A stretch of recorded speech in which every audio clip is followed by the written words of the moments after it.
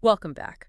So today we're doing a deep dive into something you probably see debated every October: Columbus Day versus Indigenous Peoples Day. Yeah, it comes up every year, and there's been some recent noise about it again. Exactly. We've got some background here looking at recent statements and the history behind it all.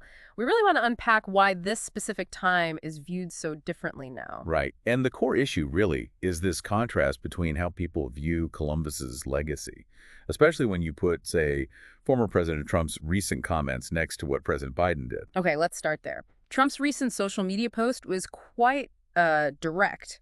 Mentioned bringing Columbus Day back from the ashes. Hmm. Strong words. Very strong.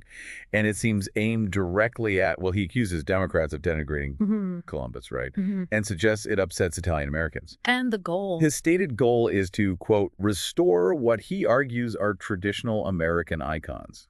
Fits his pattern, doesn't it? Yeah, it does. He's consistently pushed back against looking at history through, I think he calls it a lens of diversity and oppression. That's the phrase he uses.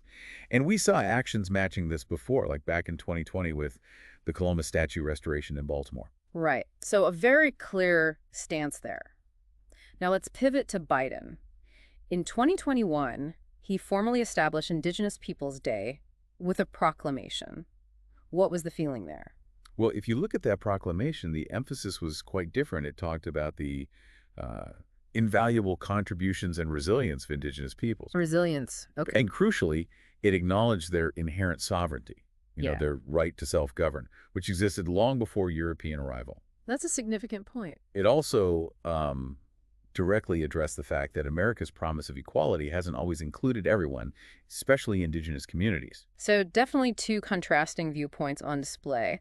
But Columbus Day itself, it was still a federal holiday even when Biden made that proclamation. Oh, absolutely. It remained a federal holiday. They Yeah. coexisted, which highlights how these things can shift. So how did we get Columbus Day in the first place? What's the origin story there? Well, the push for Indigenous Peoples Day came out of decades of activism, trying to shift the focus away from Columbus himself and onto the impact of European arrival on Indigenous people. And it's a known fact, Columbus never actually landed on the North American mainland, what's now the U.S. Correct, which adds another layer. Oh.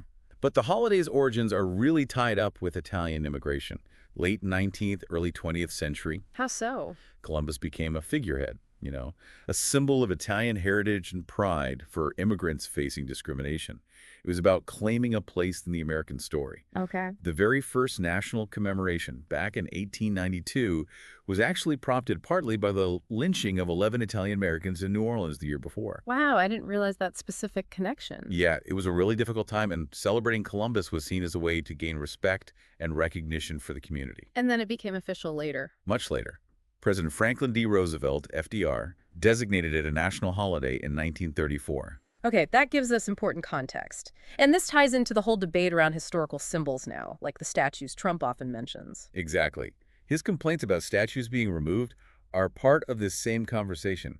Remember the review of the Columbus Circle statue in New York City back in 2017? I do. It stayed up, right? It did stay. Yeah. But many others across the country haven't. They've been defaced or pulled down, showing this kind of widespread public rethinking of Columbus's role and legacy. So you really have this central tension. On one side, the historical commemoration linked to the Italian-American experience. Mm-hmm.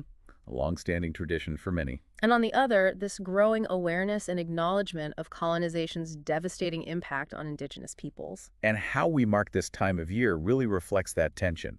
It shows how national holidays aren't static things. No, they definitely evolve. They change as society changes, as our understanding of history deepens, as demographics shift.